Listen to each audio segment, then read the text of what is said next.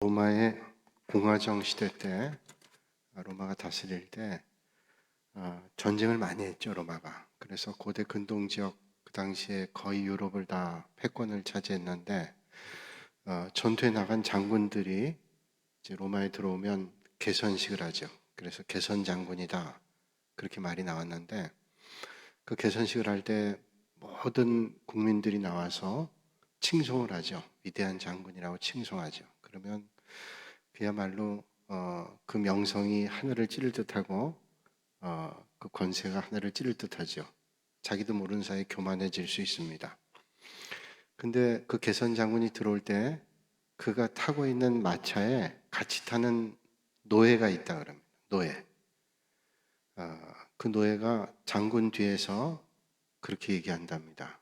귀에다 대고 메멘토 모리 그렇게 얘기한다 그러죠. 메멘토 모리. 많은 분들이 알고 계실 거예요. 메멘토 모리란 말은 죽음을 기억하십시오.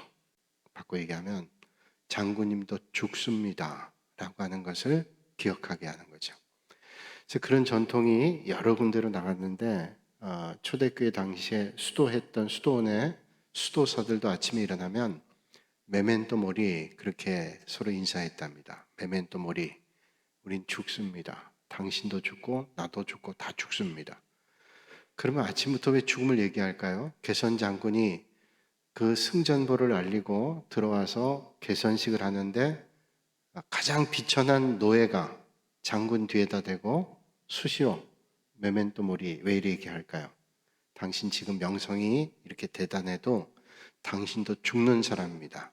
그걸 꼭 기억해서 죽음을 꼭 생각하는 사람, 이런 사람이 지혜롭습니다. 라고 하는 거죠. 그리스의 위대한 왕이었던 알렉산더 대왕이 있죠. 큰 왕. 알렉산더 대왕 아주 큰 왕입니다. 이 알렉산더 대왕이 그 일화 가운데 여러 가지 말이 있지만 알렉산더 대왕이 그런 유언을 미리 했답니다. 내가 죽은 다음에 나를 옮길 그 관 오른쪽과 왼쪽에 구멍을 뚫어라. 그 구멍을 뚫고 내 오른팔과 왼팔을 그 구멍 밖으로 내밀게 해라. 그리고 사람들에게 천하의 대왕이었던 알렉산더도 갈 때는 빈손이다 라고 하는 것을 알게 했다는 거죠. 참 지혜로운 왕입니다. 알렉산더 대왕도 천하를 호령했던 알렉산더 대왕도 세상을 떠날 때에는 난 빈손이다 라고 하는 것을 알렸다라는 거예요.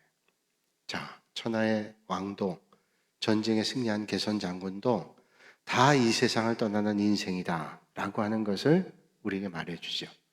오늘 이 자리에 있는 모두가 언젠간 다 죽음을 맞이합니다. 예외 없습니다. 많은 분들이 이 세상에 왔다가 다 떠나는 겁니다. 단지 우리가 떠나기 전에 주님이 오실 수도 있고 우리가 떠난 다음에 주님이 오실 수도 있죠. 그러나 인간은 종말을 다 맞이합니다. 2022년 시작한 지 얼마 안 된 것 같은데 벌써 6월 달이고 6월 달도 벌써 절반이 지났습니다. 아마 그렇게 세월이 흘러가서 2020년도 지나게 될 겁니다. 그래서 세월이 참 빠르다고 얘기하죠. 옛날에 학교 다닐 때 나이가 정말로 나이의 속도만큼 빠르다라고 하는 얘기를 들었어요. 그래서 20대는 20km, 30대는 30km 그 속도로 간다. 내가 틀림없습니다. 나이가 들면 세월이 천천히 가야 될 것 같은데 나이가 들수록 세월이 빠릅니다. 60대는 60km로 70km는 70km로 빨리 가죠. 그러니까 중고등학교 다닐 때는 세월이 더딘 것 같은데 어느덧 세월이 금방금방 지나가서 30대, 40대 휙휙 지나갑니다. 그런데 50대, 60대는 더 빨리 지나가죠.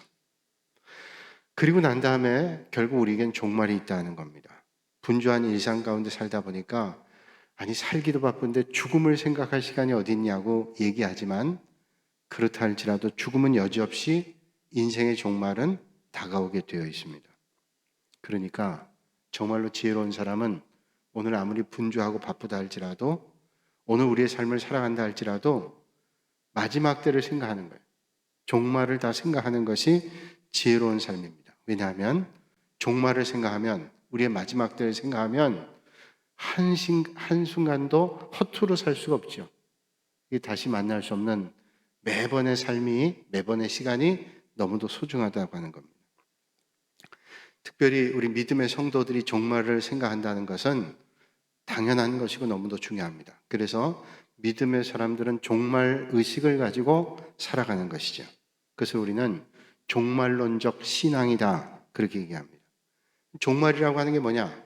종말은 예수님께서 이 땅에 다시 오시면 종말이 이루어집니다. 그것을 우리는 역사적인 종말이라고 얘기하죠. 종말은 다름 아니라 예수님께서 이 땅에 다시 오셔서 심판하시게 될 때 그때가 종말입니다. 그 역사적인 종말이에요. 그런데 그 역사적인 종말을 우리가 볼 수도 있고 볼 수도 없어요. 없을 수도 있습니다. 우리가 살아있을 동안 주님이 오시면 역사의 종말, 주님의 재림을 만나지만 그 역사의 종말을 우리가 육신의 몸으로 보지 못하고 먼저 이 세상을 떠날 수도 있습니다.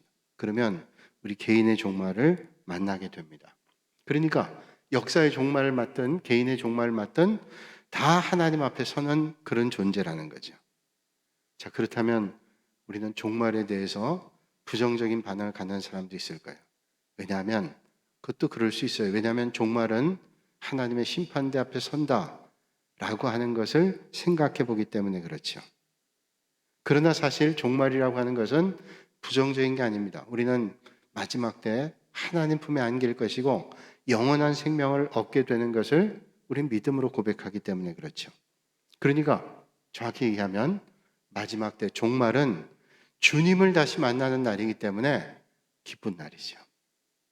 정확히 얘기하면 우리가 종말은 육신의 몸을 떠난다, 사랑하는 가족들과 떠난다, 헤어진다라는 아쉬움이 있지만 신학적으로 얘기하고 신앙적으로 얘기하면 이제 우리가 가야 될 고향에 가고 영원한 생명을 누리고 주님을 만난 날이기 때문에 그날은 복된 날이고 기쁜 날일 수밖에 없죠. 그래서 성경은 말씀하기를 우리 성도와 주님과의 관계를 신랑과 신부의 관계라고 말씀하고 있습니다. 주님은 우리의 신랑이시고 우리는 신부입니다. 신랑과 신부는 얼마나 밀접한 관계예요? 마가복음 2장 19절에도 고린도서 11장 2절에도 신랑과 신부의 관계를 우리에게 말씀해 주고 있습니다.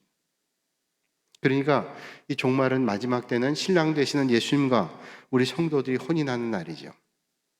인생의 가장 빛나는 날 가운데 하나가 아마 배우자를 만나서 결혼하는 날일 겁니다.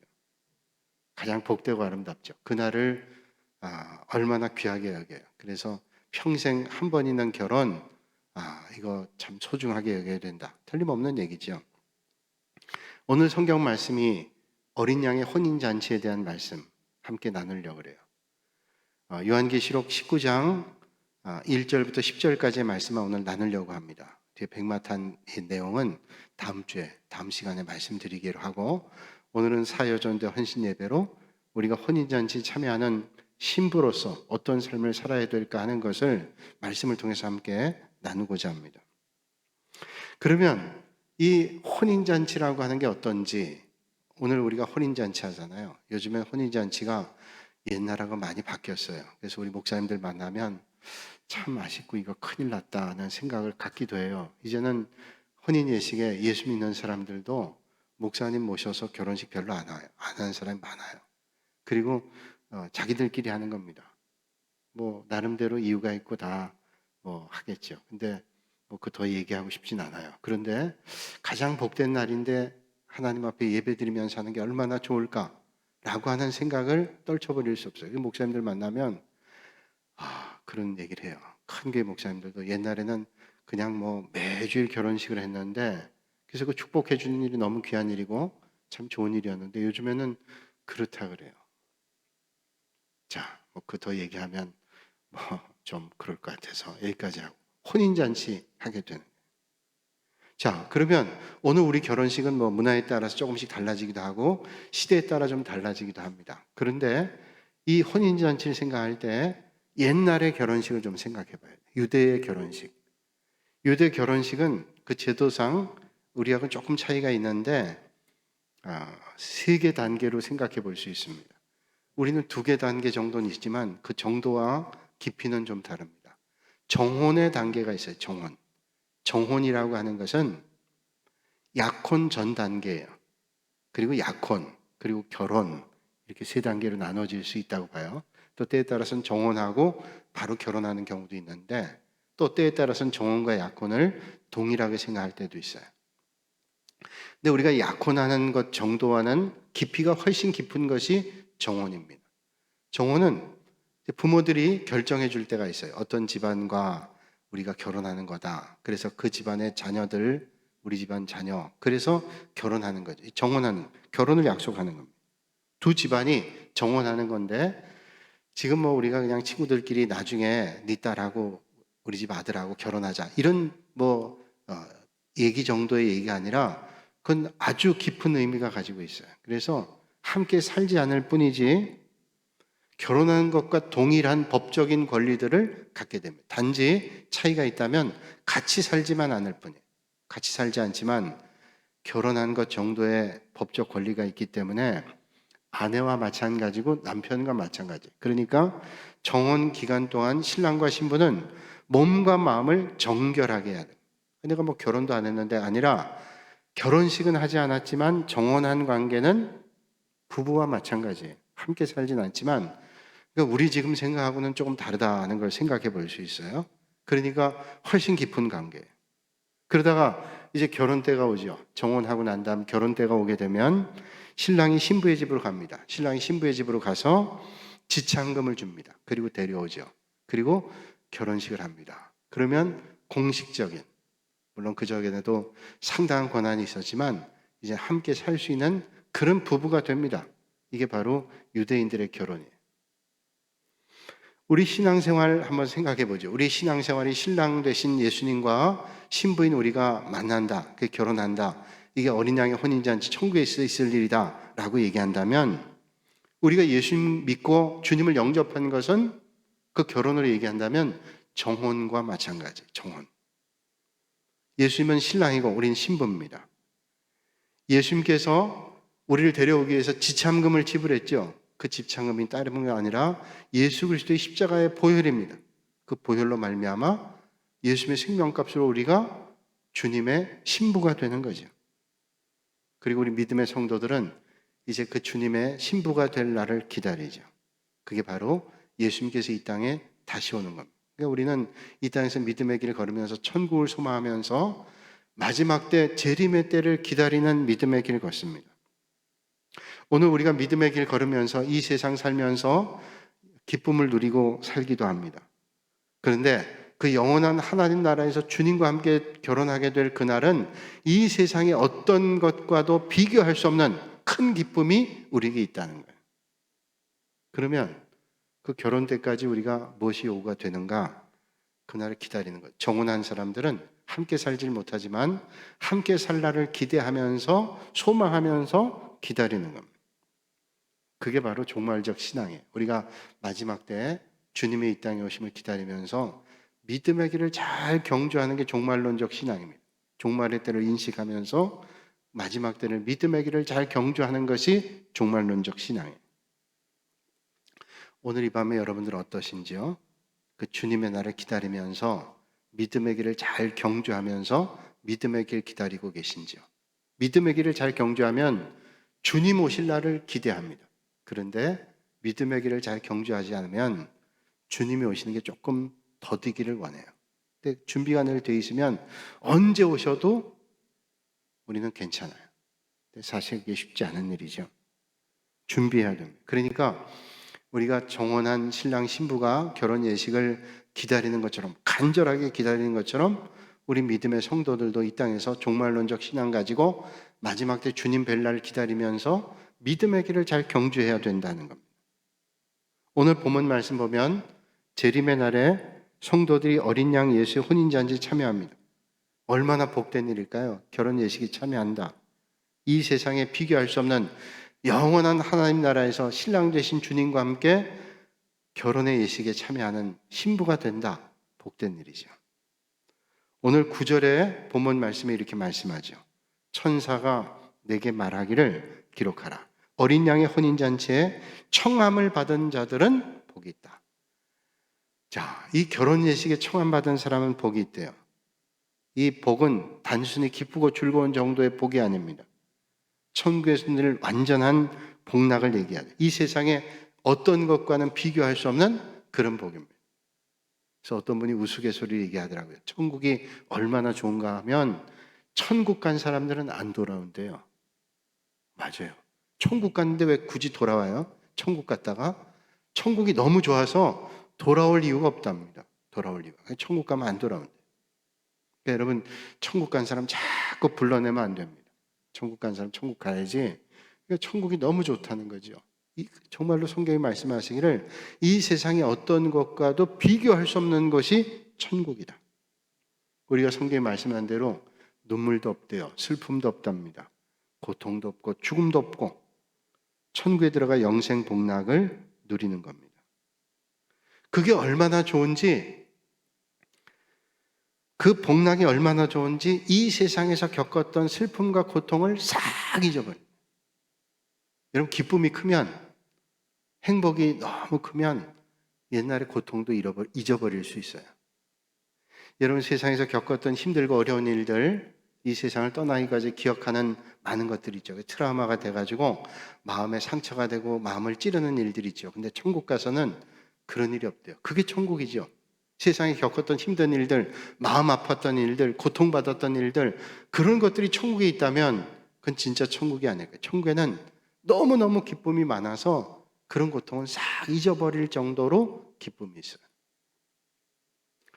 저는 제가 아기를 낳아보지 않아서 모르지만 아기를 낳은 분들 얘기하면 아기를 낳는 게 너무 힘들다 그러죠. 출산의 고통이다, 그렇게 얘기를 합니다. 그래서 저도 제 아내가 아기 낳는 걸 봤는데 뭐 보진 않고 밖에 있었지만 이제 그 대기실에 있으면 그 옆에 있는 임산부들이 막 소리를 지릅니다. 그러던 분들이 어딜 잠깐 갔다 오더니 들어와서 또 방긋방긋 웃고 있어요.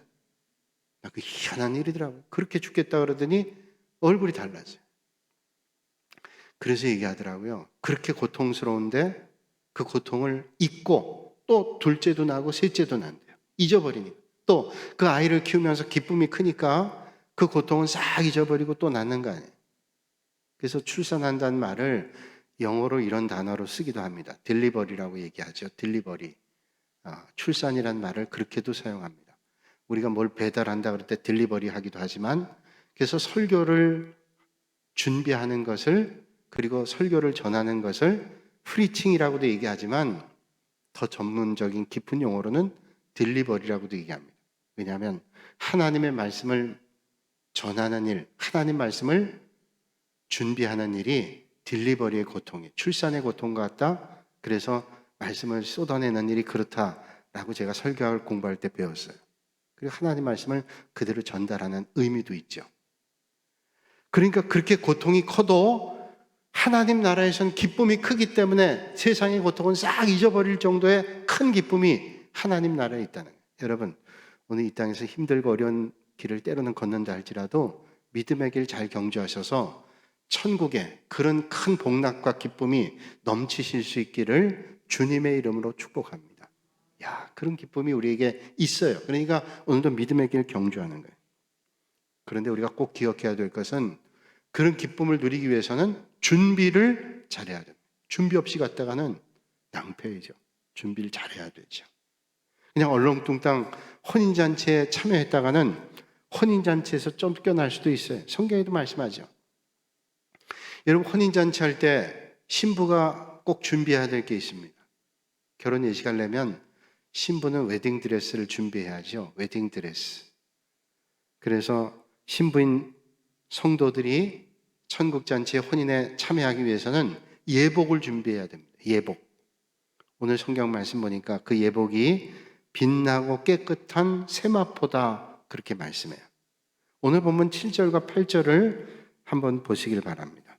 우리가 즐거워하고 크게 기뻐하며 그에게 영광을 돌리세. 어린 양의 혼인잔치, 혼인계약이 이르렀고 그의 아내가 자신을 준비하였으므로 그에게 빛나고 깨끗한 세마포 옷을 입도록 허락하였으니 이 세마포 옷은 성도들의 옳은 행실이로다 하더라, 그랬습니다. 그러니까 결혼 예식에 입는 옷이 세마포인데 성도들의 옳은 행식이래요. 자, 옳은 행실 우리가 잘 알고 있죠. 그러면 결혼 예식에 참여할 수 있는 옷, 예복을 꼭 입어야 되는데 그 세마포, 그게 옳은 행실이에요. 그런데 여러분, 우리가 옳은 일을 한다 그래도 어떤 때는 옳은 일을 한다고 하는데 그 옳은 일이 옳지 않을 때도 있어요. 우리는 온전하지 못하기 때문에 그럴 때도 있습니다. 우리는 연약하기 때문에 그럴 때도 있어요. 또 성경이 말씀하는 대로 이 세상에 의인은 없나니 하나도 없다고 말씀합니다. 모든 사람이 죄를 범하였다고 성경은 말씀합니다. 그러니까 모든 인간은 주님 앞에서 죄. 우리끼리 볼 때는 야, 내가 너보다 나아. 난 저 사람만 못해. 이렇게 생각할 수 있지만 하나님의 눈 앞에서는 우리는 다 죄인이라는 거예요. 그러면 죄인이란 말은 뭐냐면 우리는 아직도 더러운 옷을 입고 있는 그런 존재라는 거죠. 창세기 3장 말씀 보면 아담과 하와가 하나님께서 먹지 말라는 선악과를 따먹었죠. 하나님께서 자기들 바라볼 때 너무 두렵습니다. 그래서 그 선악과를 따먹고 난 다음에 뱀이 말한 것처럼 눈이 밝아져서 하나님처럼 된 게 아니라 수치를 느끼기 시작했어요. 죄가 들어와서. 그래서 뭘 입었냐면 무화과 잎을 따가지고 옷을 가렸는데 햇빛이 비치면 또르륵 말려가고 또르륵 말려가고 수치가 그대로 드러납니다. 하나님께서 그걸 아시고 동물의 가죽으로 옷을 입혀주죠. 가죽 옷을 입혀주셨습니다. 주님의 손길이 닿으니까 가려주셨어요. 자, 죄밖에 없는 인생인데 주님께서 가죽 옷을 입혀주시듯이 우리의 죄와 허물을 주님께서 덮어주시는 거예요. 여러분, 우리가 죄 없기 때문에 용서받은 게 아니라 우리가 허물이 없기 때문에 용서받은 게 아니라 의롭다고 주님께서 인정해 주신 거예요. 그래서 우리는 칭의다 그렇게 얘기하죠. justification, 영어로 그렇게 얘기하죠. 의롭다고 인정해 주신 거예요. 내가 의롭기 때문에 우리끼리 볼 때는 내가 너보다 낫다고 생각하지만 하나님 볼 땐 그런 사람 하나도 없는데 주님께서 의롭다고 인정해 주신 거예요. 그러니까 우리는 그게 하나님의 전적인 은혜예요. 내가 난 것이 아니라 하나님의 은혜다. 여러분 생각해 보세요. 그 가죽 옷을 입히려면 그 가죽 옷은 누구예요? 주인공이. 누군가 죽었어요. 어떤 동물인가 죽었어요. 양이든지 아니든 어떤 짐승이든지 죽었기 때문에 가죽 옷을 입혀주셨어요. 주님께서는 우리의 죄를 덮어주시고 용서하시기 위해서 십자가 보혈을 흘려주셨습니다. 그리고 우리에게 의롭다고 하는 옷을 덧입혀 주셨어요. 그래서 예수 그리스도의 십자가의 보혈을 덧입을 때 우리는 의롭다고 인정함을 받게 되는 것입니다. 그러니까 영원히 죽을 수밖에 없는 우리가 그 십자가 보혈의 은혜 때문에 영생을 얻게 됐다. 이게 복음이죠. 모든 인생에게 그게 복음입니다. 지금 러시아하고 우크라이나 전쟁하잖아요. 어떤 나라가 이기면 그 이긴 나라는 승전보가 복음일 거예요. 그러나 패전국은 복음이 아니죠. 일제강점기가 끝나고 히로시마에 원자폭탄이 떨어지면서 일본의 왕이 항복을 선언합니다. 일본에겐 패망의 날이지만 연합국은 승리의 날입니다. 그런데 복음은 모든 사람에게 복된 소식입니다. 승전국도 없고 패전국도 없어요. 모든 인생에게 복음은 기쁜 소식입니다. 로마서 3장 22절에 이렇게 말씀합니다. 예수 그리스도를 믿음으로 말미암아 모든 자에게 미치는 하나님의 은이 차별이 없느니라. 차별이 없대요. 하나님 주시는 의는 차별이 없다. 그래서 칭의, 주님을 믿으면 의롭다고 인정받습니다. 그러니까 이런 의로움을 덧입을 때 어린 양의 혼인잔치에 참여할 수 있어요. 이게 예복이에요. 의롭다고 인정. 근데 이 의롭다고 인정받는 건 뭐냐? 예수님의 십자가의 보혈을 믿는 거예요.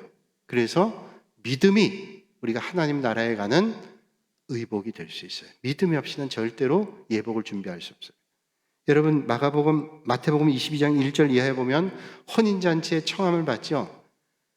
청함 받는데 갑작스럽게 길거리에 있다가 청함 받은 사람들이 무슨 예복을 준비했겠어요. 그런데 예복이 없는 사람들은 다 내쫓습니다. 밖으로 다 쫓겨나요. 그럼 그 예복이 뭐냐? 다 모였어도 믿음이 없이는 예식에 참여할 수 없어요. 그걸 말씀해요. 자, 청함 받은 사람이 오질 않아요. 이렇게 청해도 저렇게 내가 바쁘고 뭐 해서 안 왔어요. 얼마나 화가 났든지 예식을 주관하는 분이 밖에 나가서 사람들 불러 모으라고 다 불러왔어요. 이 예배당에 다 들어왔습니다. 결혼 예식장에 다 들어왔어요. 근데 그 선별해요. 예복 입은 사람만 놔두고 예복을 준비하지 않은 사람 나가라. 그러니까 예복을 갑자기 온 사람들이 어떻게 준비했어요? 그럼 말이 안 되는 얘기잖아요. 그 얘기 뭐냐면 예배당에 와도 결혼 예식에 온 것처럼 예배당에 와도 믿음이 없이는 안 된다는 거예요. 여러분, 예수 그리스도를 믿음으로 의롭다함을 덧입는 여러분들이 다 되실 수 있기를 주님의 이름으로 축복합니다. 이게 그러니까 쉬운 얘기가 아니에요. 우리가 예배당 왔다 갔다 하고 구원받는 게 아니라 주님 앞에 구원받을 수 있는 예복은 믿음이라는 거예요. 의롭다고 인정하시는 하나님의 은혜를 우리가 덧입지 않으면 안 된다. 엄중한 얘기죠.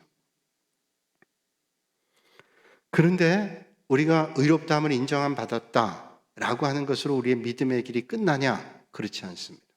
우리 이 땅에 살면서 또 하나의 옷을 덧입어야 되는데 성화라는 옷을 덧입어야 됩니다. 영어로 sanctification이란 말이에요. 성화라는 말은 우리가 예수 그리스도를 믿음으로 예복을 입었어요. 그래서 결혼 예식에 참여하는 그런 예복을 입었는데 의롭다고 인정받았어요. 구원받죠? 근데 그것만이 아니라 우리는 믿음의 길 걸으면서 성화의 길 걸어요. 성화의 길. 믿음으로 구원받았는데 칭의로 끝나는 게 아니라 우리가 가야 될 것은 성화의 길, 아직도 믿음의 길 경주해야 될 일들이 남아있어요. 빌립보서 2장 12절에 이렇게 말씀합니다. 항상 복종하여 두렵고 떨림으로 너희 구원을 이루라. 바울이 빌립보 교회 성도들에게 말씀한 말입니다. 아니 이미 구원받은 성도들인데 이 말씀이 뭘 얘기해요? 무슨 구원을 또 얻으라는 거예요? 항상 복종하여 두렵고 떨림으로 너희 구원을 이루라? 아니 빌립보 교회 성도들에게 이미 의롭다고 인정받은 저들에게 무슨 구원을 이루라고 말씀하는 거예요? 이 말씀은 성화되어야 된다 이런 말씀이에요. 여러분 예수 그리스도의 대속으로 우리는 의롭다고 인정받았어요. 신분으로나 법적으로나 의롭다고 인정받았습니다. 그런데 완전히 완결된 건 아닙니다. 여러분 예수님과 정혼했지만 결혼해야 되잖아요. 이제 천국에서 결혼잔치 있게 되는데 우리를 날마다 새롭게 믿음의 길을 걸어야 돼요. 그래서 합당한 그런 자리에 서야 되죠. 여러분 쉽게 생각하면 이겁니다. 예수님과 정혼했지만 아직 삶과 인격의 내용을 보면 부족하기 짝이 없어요. 여러분 예수 그리스도를 믿는 거, 예수님 내가 믿습니다. 십자가 보혈의 은혜를 믿습니다. 그러면 의롭다고 인정받는데 그렇게 인정받은 사람이라도 고민이 뭐냐면 아직도 내가 부족하기 짝이 없다는 거예요. 내가 예수 믿고 믿음의 길을 걷는데 내가 보니까 형편없어. 아직도 내가 형편없어. 성경을 얼마나 안다 모른다 이게 아니라 아직도 내가 거듭났는지 거듭나지 않았는지 구별이 안 될 정도의 삶을 살아갈 때가 있는 것처럼 느껴질 때가 있어요. 왜 그럴까요? 아직 나는 의롭다고 인정받았지만 성화된 삶이 부족해요. 그래서 성화된 길을 걸은 거예요. 그래서 여러분 오늘 믿음의 길은 구원받은 사람들이 의롭다고 인정받은 사람들이 날마다 성화된 길을 가는 거예요. 그러니까 여러분 의롭다고 인정받으시고 오늘보다 내일보다 그 다음 날이 더 성화된 날이 되실 수 있기를 주님의 이름으로 축복합니다. 그럼 더 성숙해져 가지고 하나님 나라 가기 전에 가장 성화된 삶을 가지고 하나님 앞에 가면 얼마나 감사할까. 우리 믿음의 길이 어떤 데는 앞으로 갔다 뒤로 갔다 하기도 해요. 그러나 신앙의 연조가 길어질수록 마지막 하나님 앞에 갈 때 가장 성화된 모습으로 간다면 얼마나 좋겠어요. 그리고 마지막의 단계가 영화라 그러죠. 영화, 글로리피케이션. 그래서 칭의, 예수 믿고 이제 예수님의 십자가의 보혈로 내 공로는 아무것도 없어요. 그 사실을 믿기만 하면 구원받아서 칭의가 됐고 칭의 받은 사람이 믿음의 길을 경주해서 성화됐고 성화된 사람들이 이제 주님 나라에 가면 주님과 같아진대요. 우리가 주님과 같아져요. 이건 우리의 능력으로 도저히 할 수 없는데 주님 앞에 가면 영화된다고 성경은 말씀합니다. 여러분 우리가 이제 하나님 앞에 갈 때 주님 나라에 갈 때 우리 다 영화돼서 이 세상에 부족하고 연약했던 모습들이 아니라 주님의 은혜로 우리의 몸도 달라지고 우리의 영도 달라져서 영화된 그런 복 있는 인생들이 다 되시기를 주님의 이름으로 축복합니다. 그래서 그 어린 양의 혼인잔치가 그런 기쁨이 우리에게 있다는 거예요. 여러분 이런 말이 있습니다. 하나님은 당신을 있는 그대로 사랑하신다. 그러나 그대로 두시지 않는다. 하나님은 당신이 예수님처럼 되기를 소원하신대요.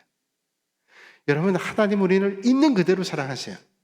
만약에 야, 넌 사랑받지 못해, 사랑할 만하지 않아, 그렇다면 주님 앞에 올 수 있는 사람 어디 계세요? 우리는 하나님께서 우리 있는 그대로를 사랑해 주셔서 주님의 은혜 앞에 왔어요. 그런데 그것으로 끝나면 안 됩니다. 하나님은 이제 그랬기 때문에 끝이 아니라 그대로 두시지 않는다. 그리고 예수님처럼 되기를 원하신대. 그러니까 우리가 예수님 부르심에 응답해서 의롭게 인정받았는데 성화되기를 원하세요. 날마다. 그러니까 우리의 믿음의 편차가 있잖아요. 그건 믿음의 실력이라기보다는 우리가 얼마나 주님을 닮아가려고 애를 쓰는 거죠. 오늘보다 내일 더 예배 생활, 기도 생활, 영적 생활, 말씀 읽고 늘 주의 말씀대로 살려고 애를 쓰는 일들을 하는 거죠. 제자의 길을 걷는 거예요. 날마다. 그럼 성화되는 거예요. 근데 어떤 때 볼 때는 아유, 그래도 아직도 형편없어요. 그러나 내가 나를 볼 때 형편없지만 하나님의 은혜를 붙잡고 또 믿음의 길을 걷는 겁니다. 맥스 루케이도가 한 말이에요. 예수님처럼이란 책에서 나온 얘기입니다. 하나님 우리를 있는 그대로 사랑하지만 절대로 그대로 두시잖아요. 왜? 주님처럼 되기를 원하시기 때문에. 우리는 그런 믿음의 수준으로 살기를 주님 원하시지 않고 더 성화된 삶을 살기를 원하십니다. 여러분, 우리가 죄인이었을 때 주님 우리를 용납하시고 받아주셨어요. 그리고 믿음의 자리에 왔습니다. 그렇다면 우리는 더 주님 앞에 나가는 믿음의 길 걷죠.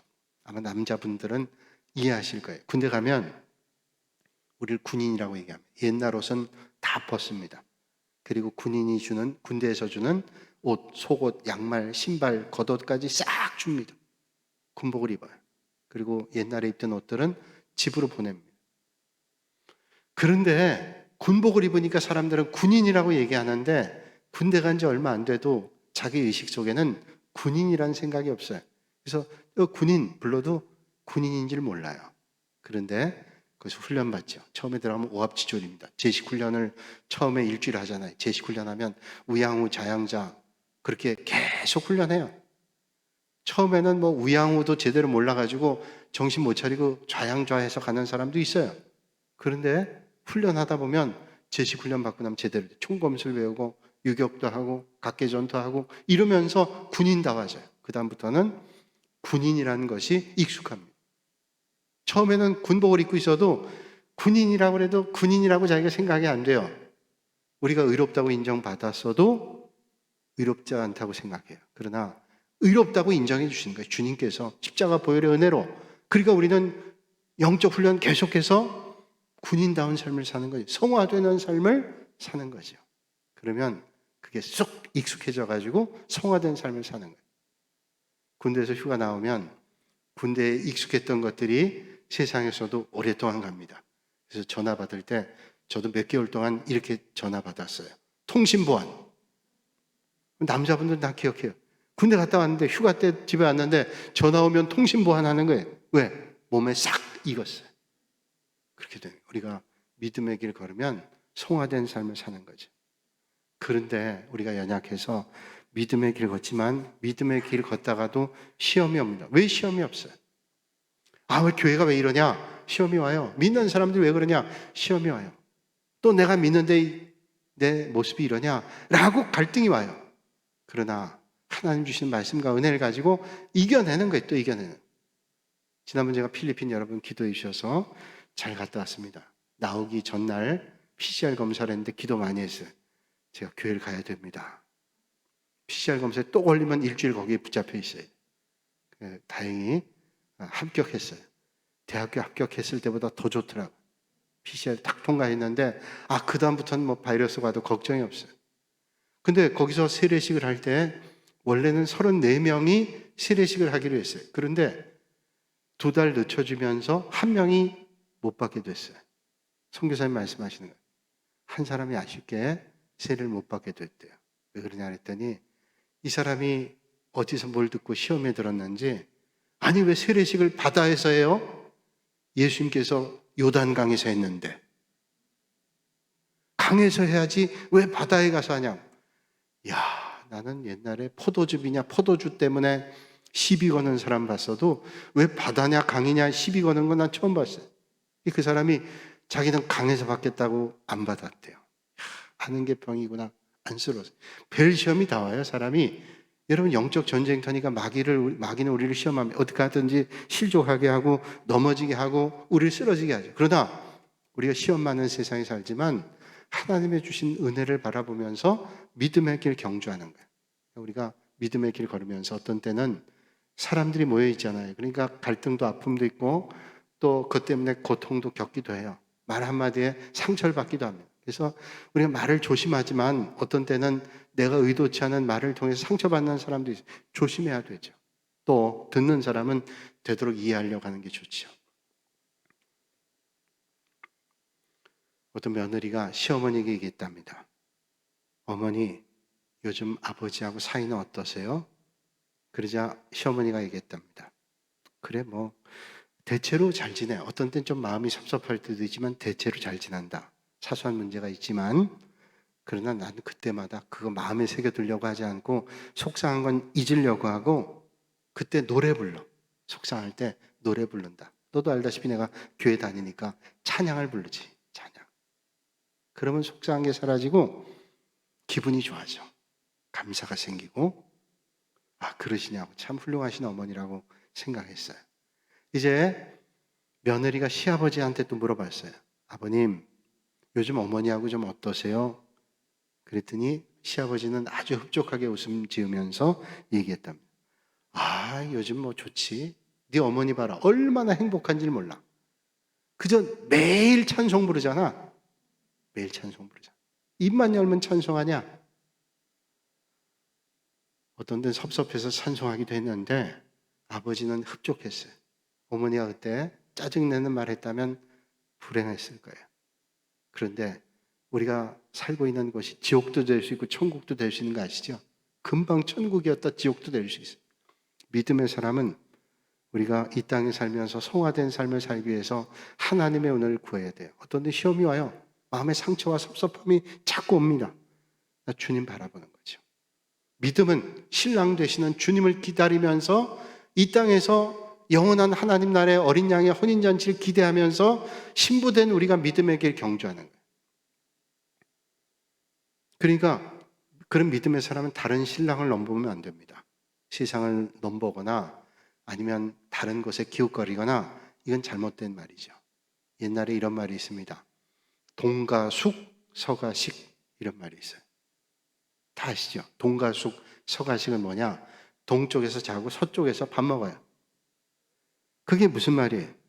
어떤 처녀가 선을 보려고 봤는데 한 사람은 부자고 한 사람은 성품이 좋아요. 어떤 사람하고 살아야 될까요? 그리고 한 말이 동쪽의 부잣집에 가서는 밥을 먹고 성품 좋은 그러나 물질 없는 그 사람 집에 가서는 잠을 자고 동가숙서가 이게 되겠어요? 이러면 행복이 오겠어요? 절대로 그렇지 않죠. 우리는 마음을 주님께 집중하는 거예요. 믿음 생활은 영원한 하나님 나라를 소망하면서 집중하는 거죠. 주님의 나라를 소망하면서 오늘 의롭다고 인정받은 은혜로 받은 저희들이 믿음의 길 잘 경주하는 거예요. 여러분, 오늘도 여러분 주님 바라보고 믿음의 길 경주하시는 우리 사여전도 회원들과 오늘 이 밤에 믿음의 성도들이 되시기를 주님의 이름으로 축복합니다. 이제 시간 많이 갔으니까 한 가지만 말씀드리고 마칠게요. 옛날에 빌리그레암 목사님 오셨을 때 킴 웍스라고 하는 앞을 보지 못한 분이 한 분이 왔어요. 같이. 이분이 찬양을 잘하는 찬양 가수였어요. 아주 은혜로운 찬양하는데 앞을 보질 못해요. 킴 웍스. 성이 얘기하는 것처럼 이 사람 한국인이었는데 미국에 입양됐어요.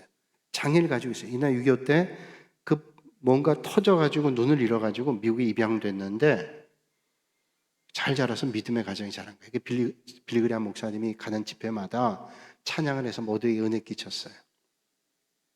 이분이 찬양 끝난 다음에 간증하는데 저는 시각장애를 가진 것에 대해서 감사합니다. 나는 아무것도 볼 수 없어요.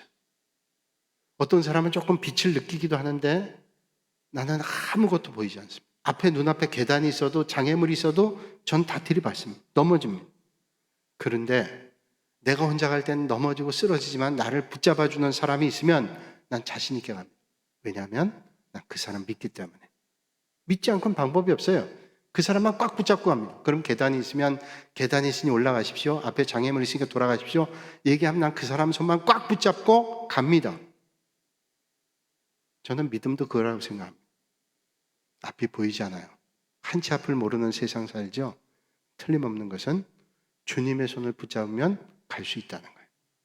주님만 의지하면 어떤 길도 갈 수 있다는 거예요. 여러분, 오늘의 삶이 캄캄해 보이지 않는다고요? 그러나 우리 앞엔 주님이 계세요. 그 주님과 함께 동행하셔서 가장 복 있는 인생 살다가 우리 주님 뵐 때 영원한 혼인잔치에 하나님 앞에 칭찬받는 신부들이 다 되시는 여러분들이 되시기를 주님의 이름으로 축원합니다. 거룩하신 아버지 하나님, 오늘도 이 밤에 우리 사여전도회가 헌신하며 하나님 앞에 예배드리고 또 함께 예배드릴 수 있도록 은혜 주시니 감사드립니다. 오늘 우리가 주님의 은혜로 의롭다고 인정받고 이제 종말로시 가지고 믿음의 길 걷는데 날마다 성화돼서 주님 뵐 때 하나님 나라의 영화로운 존재가 될 수 있도록 오늘 이 땅에 믿음의 길 잘 경주하는 저희들 모두가 되게 하여 주시고, 특별히 오늘 결단하는 사여전도회 헌신하는 여전도연들이 되게 하여 주시옵소서. 예수님의 이름으로 기도하옵나이다. 아멘.